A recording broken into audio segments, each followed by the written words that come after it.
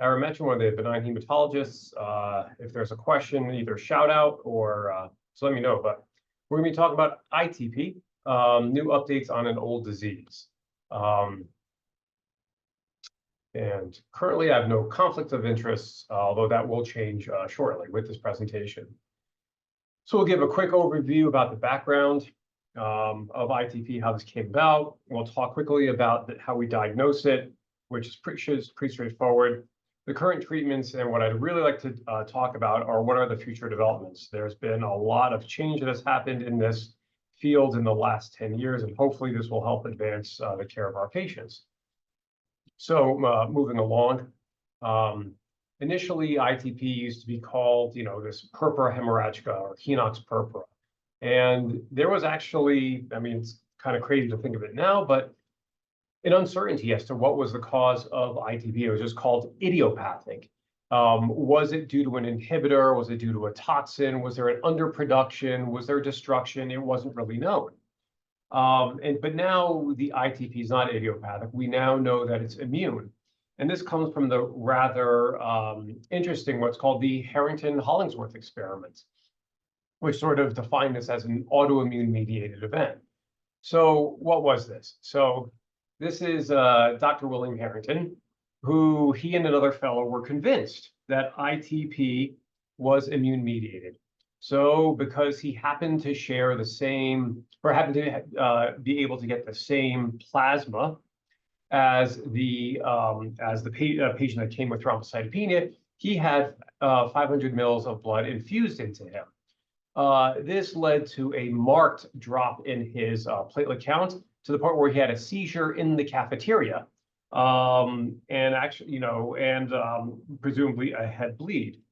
Interestingly enough, despite this outcome, since science requires, reproducibility, this was done greater than 10 times, including the chief of hematology, all of whom, as we can see here, had marked drops in their platelet counts. So this sort of, cemented the role of the immune system in iTTP. So even though we know that this is autoimmune mediated, that antibodies are coating platelets and leading to their destruction, it's not that simple. We know that there is T-cell mediated destruction of platelets and megakaryocytes. We know that dendritic cells can activate these autoreactive T cells and downregulate the ones that should be toning this down. And we also know that NK cells are also involved in this, which leads to a loss of B cell suppression. So, this sort of heralds the sort of limited utility of just focusing on the B cells for the treatment of iTTP. So we could probably spend the next 3 days talking about the pathophysiology, what leads to the ultimate breakdown of tolerance to self, but we can save that for some other time. So moving on to the diagnosis, for all intents and purposes, what we tell med students, interns, residents, fellows is that iTTP is a diagnosis of exclusion, which means we know that it ain't anything else, such as platelet clumping, an enlarged spleen. Rarely, and this is more academic, does someone have a congenital thrombocytopenia or medication related. I can tell you, at least I probably diagnose more patients with splenomegaly from their fatty liver disease than I do with iTTP. And so basically you get to iTTP because it's a diagnosis of exclusion. The aggravating part is that even though we've known for more than 70 years that this is autoimmune mediated, there really is still no good tests. There is no iTTP titer, there is no test, because we know that this is how it should be. Now, and as a result, because the current tests are rather poor, so patients with florid iTTP can have a negative platelet antibody test. Quote, normal people can have antibodies on their platelets. These tests are not really good at discriminating who does and does not have it. So as a result, despite the test being available, despite it's something we can order, it's not even recommended to do platelet antibodies in the diagnosis or workup of someone with thrombocytopenia. Now, with that being said, yes, people have realized this inherent limitation and have been trying to work on more improved functions. more improved platforms in order to assess for someone with autoimmune-mediated thrombocytopenia, such as this monoclonal antibody-specific immobilization or antigen capture. And looking at that data, from what can be said is that, look, there can be some utility to these, that we can see that when someone has multiple antibodies, multiple platelet glycoproteins that are targeted by the antibodies, that this seems to predict who's going to have severe disease. So hopefully, maybe in a couple of years, we'll have platelet antibody testing that will be more sensitive, more specific for people with ITP. So again, we could also spend a lot of time talking about the diagnosis of ITP, but pretty much that's all you need to say. It's the diagnosis of exclusion. Now, moving on to the treatment aspects. This is something that is more in line with what we want to talk about. So we can go back over a century, where in Czechoslovakia, the initial treatment that was done was a splenectomy, and for about 50 some odd years, 40 some odd years, this was the mainstay of treatments. Someone came in with marked thrombocytopenia, profound purpura. The next step was to take out the spleen, and interestingly enough, there was never any concern about the platelet count being low. And this stayed this way until steroids were, invented, along with intravenous immunoglobulin, and that became, and has been still, the frontline therapy. Someone walks into the ER with profound ITP or profound thrombocytopenia, they're given steroids and IVIG, and that's still the frontline therapy. And classically, splenectomy had always been held in reserve, and that was the second line therapy. The problem is, splenectomy has at least a 40% failure rate. So it's a surgical procedure that may not be, it's barely better than a flip of a coin. And it also comes with the side effects of how it affects the immune system, the risk of post-splenectomy sepsis, as well as the increased risk of thrombosis post-splenectomy. And so this led to the use of other immunosuppressive medications, invariably stolen from the lymphoma crowd, such things like vincristine, cyclophosphamide, as well as other medications like azathioprine, tacrolimus, sirolimus, you name it, it has been used for ITP. So given the side effects of this and the lack of efficacy, and with prior data showing that many patients actually die from the side effects, the complications of therapy, as opposed to bleeding, this led to the development of alternative agents, specifically the thrombopoietin receptor agonists, for which there are now 3. Initially, these were test-driven, studied in the chronic refractory patients who had failed multiple lines of treatment, including splenectomy, many of whom were steroid dependent. Since this class of medications, the TPO-RAs, worked so well in the sickest of the sick, it has since, no pun intended, bled its way forward into where it's now second-line therapy, right there with splenectomy. So a patient who has failed frontline therapy, remains with thrombocytopenia, remains treatment, the TPO-RAs are now considered second-line therapy for ITP. So, one of the things I want to talk about, to go into this a little in depth, how come giving a thrombopoietin receptor agonist works? It wouldn't work in we don't give EPO in hemolytic anemia, so where does this come in from? So just a little bit of background. This term of thrombopoietin was first coined by Andrei Kellerman at Semmelweis University. And he thought that there was this mythical, prophesized thrombopoietin that existed in an equilibrium. Unlike being inducible, unlike being downregulated, it was always around. And so it took more than 40 years for people to try to find this. And there were multiple other cytokines and chemokines that were proposed to be the thrombopoietin. And even though they could increase the platelet count somewhat, it still wasn't the actual thrombopoietin. So, of course, through chance, through a bunch of other, happenings in France, how this comes about. And I think, I find this kind of stuff rather interesting. There was a murine leukemia virus that happened to cause a thrombocytosis. And when they looked through the viral genome, they found this MPL, the viral homolog of MPL for, myeloproliferative leukemia. And they found a very well-conserved mammalian homolog. When they cloned c-MPL, this was found to be the receptor for thrombopoietin. So NPL, this is one of the genes that gets mutated in essential thrombocytosis, gets turned on. When there's two hits on those genes, that's the same gene that can lead to congenital amegakaryocytic thrombocytopenia. So eventually, now that they had found the receptor, they could find the ligand of MPL. And of course, serendipitous, all at once, several groups found it all in 1994, and this was eventually it was termed thrombopoietin.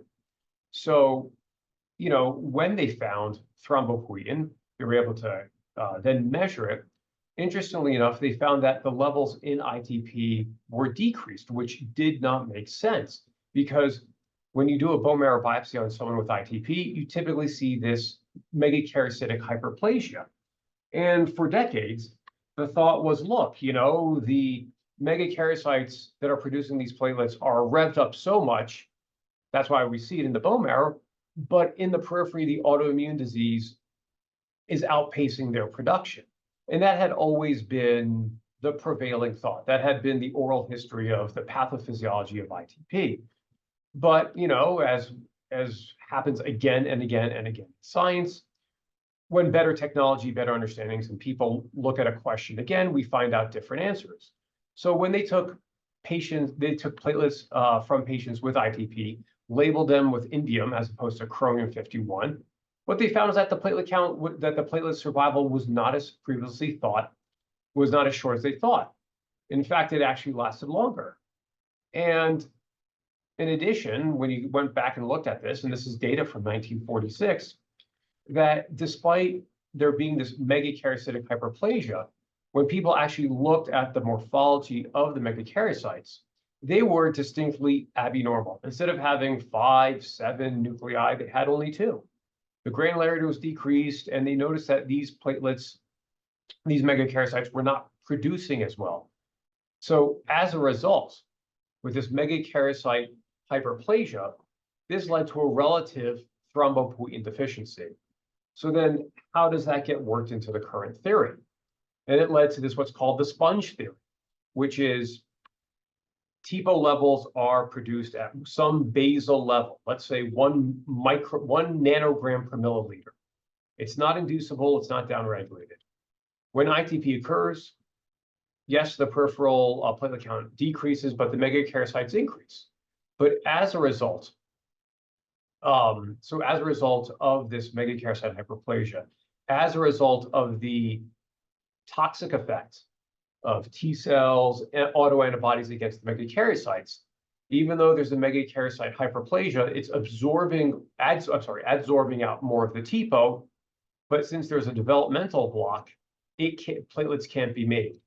So the thought was, well, in ITP, let's try to just overcome this by giving more thrombopoietin, or affecting the receptor, which is what has led us to the development and approval of the TPO-RAs. So that's how that has worked, and that's, to me, I find it very interesting. So back to treatment, though. Even though the thrombopoietin receptor agonists, avatrombopag, L-trombopag, romplostim, have worked so well, at the end of the day, it does nothing about the underlying pathophysiology of the disease. And we see this because for many people, at least greater than 80%, when you stop the treatment, the thrombocytopenia occurs. And as a result, there's many patients who are living with this, not for months, but for years, if not decades. So while the use of the TPO-RAs have given us some breathing room, we still realize that there's no cure for ITP. This has just been a chronic treatment. And this becomes a bigger problem, particularly in people in whom the thrombopoietin receptor agonists either don't work, they have adverse events to it, such as severe headaches with romoplastum, or they lose their efficacy to them, which does happen to a handful of patients. So this is where the crux of this talk will come in terms of like, well, what can we do? What can we do to sort of improve the frontline treatment, and what can we do to help those people in whom the initial treatments with TPORA splenectomy does not work? So this can be broadly divided up into two categories, either improving the frontline therapy or for those patients who are refractory to the TPORAs. So things I want to talk about is going to be the use of upfront tacrolimus in the treatment of ITP, as well as a number of novel agents, mechanisms in which to treat ITP. No one's raised their hand or chat. Okay. And of course, here are all the other things here are all the compounds, agents that are in development. Okay, so we'll start off with what I think is one of the more interesting ones. It's the upfront use of TAC for ITP. The rationale for this is that up to 30% of patients with ITP do not respond initially, and up to 60% can relapse or refractory after 6 months of treatment. And currently, at least within the United States, and I should say, I might need to walk this back a little, but for a very long time, i.e. almost 15 years, there was no FDA-approved medication that would allow to address this. All the studies had to be done in those patients who were refractory to the TPORAs. And given the efficacy of that class of medications, that attitude basically has held back the development, the treatment of ITP for more than a decade. So this study that I'm talking about is out of China. And so what they want to do is what you would expect. Newly diagnosed ITP patients who get randomized to either standard pulsed dexamethasone with or without low-dose tacrolimus, as defined by a trough of only 3 to 5 for 12 weeks. And, you can just look at patients and see how many reach the 50% greater than 50, which is considered a partial response, and how many reach a platelet count greater than 100, which is by International Working Group guidelines is considered a complete response. Standard secondary outcomes, how long does it take to respond, what's the duration, bleeding scores, and adverse events. And so when this group presented their results at ASH, what they found was that simply adding a low dose of tacrolimus compared to just dexamethasone alone gave a nearly 20% increase in the response rate. And this also helped reduce the relapse rate by about 10%. And that you had at least a greater than 20% amount of patients that had a sustained response with just the addition of low-dose tacrolimus, which I think many of us would say, look, if you add another agent, especially a T-cell agent, to this disease, we would expect that this to be more effective. So the initial conclusions are that like low-dose tacrolimus, may be safe, although this is still pending the results of phase 3 completion, as an adjunct to ITP, and this is safe when you compare it to just the use of dexamethasone alone. I will get to the anti-CD38 in a moment or two. And that's actually almost at the tail. That's almost at the end. Hopefully, we have enough time. All right. Moving on. So now we're going to get to sort of, what are the novel forms of immune suppression or modulation. And these are all the different ways all the different components of the immune system that hopefully we can target, we can hit in ITP. So the one that I'll talk about is just a real quick background for those who aren't aware. The spleen tyrosine kinase is a rather important portion of the immune system. And either when it's directly coupled or indirectly to its activation, it's involved in many cellular pathways in the immune response. And we know that this plays a very important role in autoimmunity. So this has, long since this has been a target for the treatment in autoimmune diseases. And so this led to the development of fostamatinib, which is the only FDA-approved immunosuppressive medication for the treatment of ITP. And in the phase 3 trial that led to its approval, it showed an initial response rate of 43% versus 14%. And this is for that very refractory, very tough to treat patient population who have failed everything. And this was simply defined as a platelet count of less than 50. And just for the people that aren't as familiar with thrombocytopenia, even though a platelet count of 50 or 60 or 75, even though that is below the lower limits of normal, it is more than adequate for hemostasis.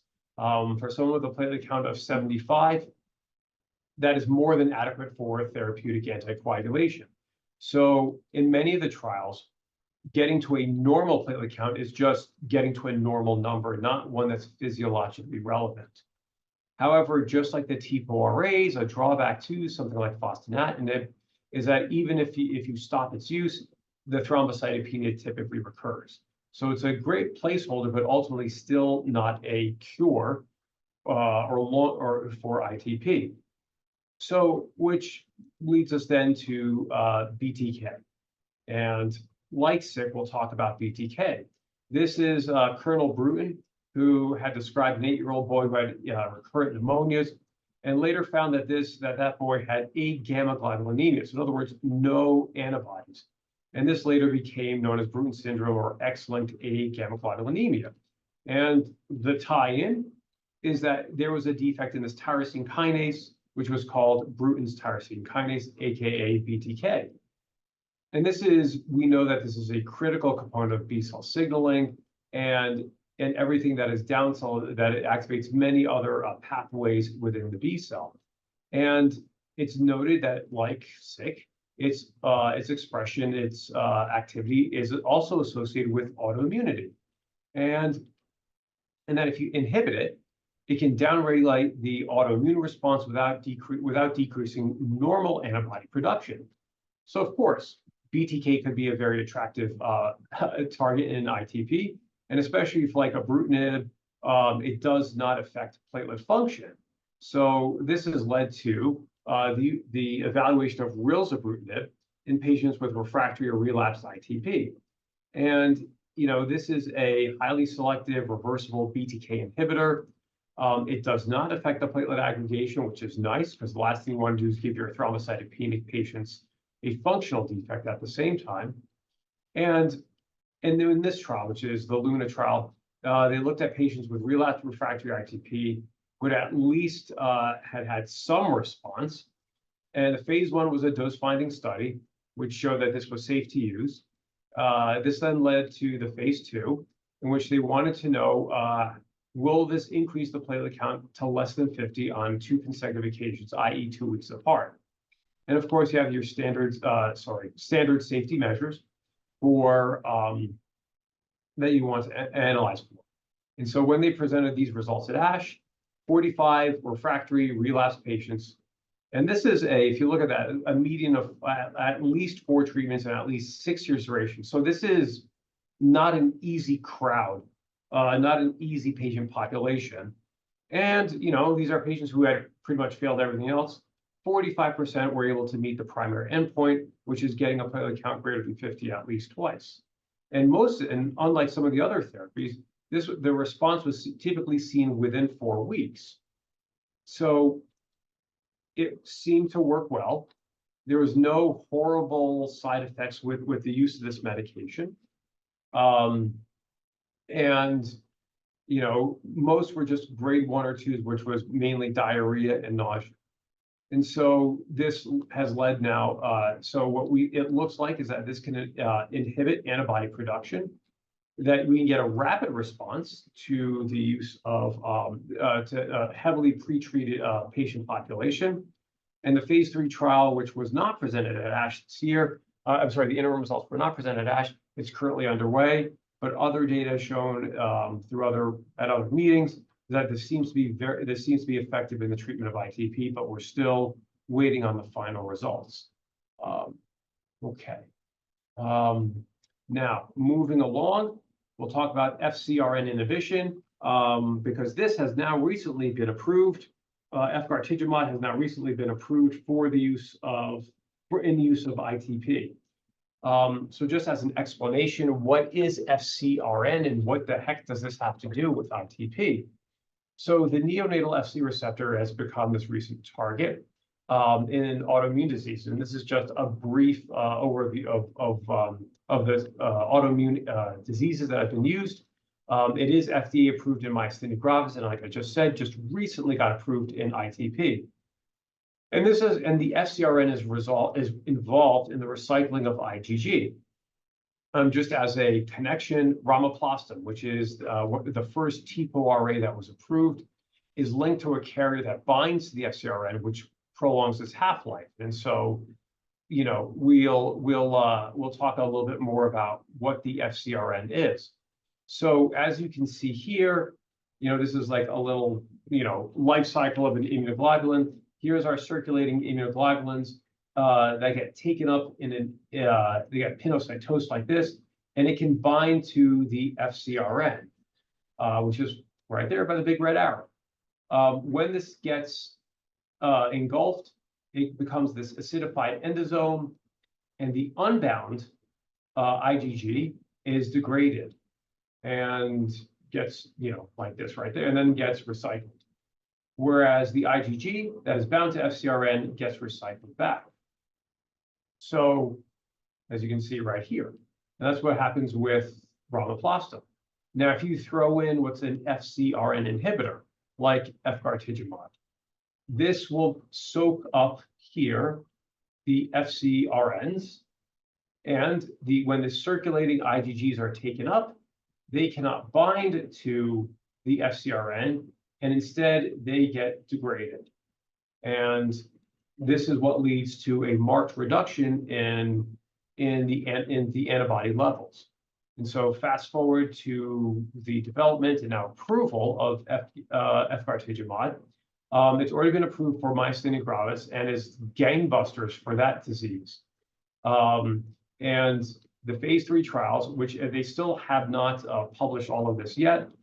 This was released to investors first. It just showed that in this heavily pretreated patient population, 22% of placebo versus 5% of placebo were able to get a platelet count of greater than 50. So while the relative number was markedly higher, 4 times more likely, absolutely this wasn't as great of a hit as we were expecting, but still nonetheless, in this heavily pretreated, rather refractory patient population, it is good to know that we have another treatment option that's available. All right, I haven't gotten any other questions. So moving along, let's talk about anti-CD38 therapy. And so let's moving along to what is CD38. This is a receptor that's found on many immune cells, including plasma cells, and this can also activate T cells. And so, not classically, but currently, the target for CD38 is daratumumab, which is used in multiple myeloma. So this then leads us to the use of TAK-079, which is an anti-CD38 that is formulated to be administered subcutaneously. When they first test drove this, so to speak, in multiple myeloma, it showed that there was robust, I'm not quite sure what that means, but reductions in the immunoglobulin levels. And so, you know, of course, what other treatments, what other indications can you get for your drug? They wanted to know, look, can we do this in patients with autoimmune disease? First, starting with healthy volunteers, which showed that immunoglobulin levels were less than baseline for more than 2 months, 2.5 months, and they had durable reductions in plasmablasts and NK cells. So if we can get rid of these long-lived memory cells, these plasma cells, this would be a great target in ITP. And part of the reason for that is we know that rituximab, for some patients, it's quite effective, but standard B-cell therapies just, as we showed, just doesn't cure ITP. And the 1-year response for rituximab in ITP is less than 20%. So if I could target plasmablasts, so I can target plasma cells or memory cells, this could lead to potentially a longer response. So currently, there's a phase 2 study that's looking at the use of TAK-079 in ITP. And of course, it's just to see whether or not this is safe and tolerable, and see what, and the secondary outcome is what is the effect of the drug. And that is whether or not you can get, how many people can get to a platelet count of greater than 20, or 50, or greater than 100. There's an open label extension for those patients that respond. And if this is effective, there's a plan to proceed with a phase 3 trial for patients with persistent or chronic ITP. The long-term plan, though, is now to try to use this in frontline ITP, in addition to dexamethasone and/or IVIG, as a way to sort of improve the overall remission rate. And then finally, we'll get to the newest kid on the block, which is anti-BAFF therapy. So what is BAFF? It is a B-cell activating factor, which also has all these other names.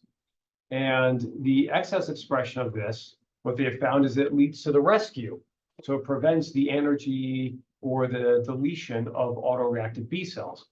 And BAFF levels have been demonstrated to be elevated in many autoimmune diseases, including ITP. So, which brings us to this is a VAHIT study, which is now going to be a randomized double-blind study in addition to frontline use. There's also, which I deleted these slides just in the interest of time, they're also going to be used in refractory ITP. So this is a anti-BAFF monoclonal antibody. It's going to be used frontline in patients who present with ITP. This represents the first clinical trial that's done in the United States in which frontline therapy is being changed from the usual standard of care, which is just high-dose steroids and IVIG. And currently, we are expecting to have this open within a few weeks here at Anschutz. The primary endpoint is just how many people get to a platelet count. Well, let me rephrase this. Specifically, the primary endpoint is the time to treatment failure, which would be a platelet count of less than 30, which is a little bizarre. But basically, what they're looking for are patients who do achieve a platelet count of greater than 30 within 8 weeks. That's the primary objective, just to get their platelet count up. They want to know is what's the secondary endpoints of quality response, safety, how many people need rescue therapy, the quality of life, and also standard PK and immunogenicity studies. And on that note, in order to leave time for questions, open this up for any questions. Oops.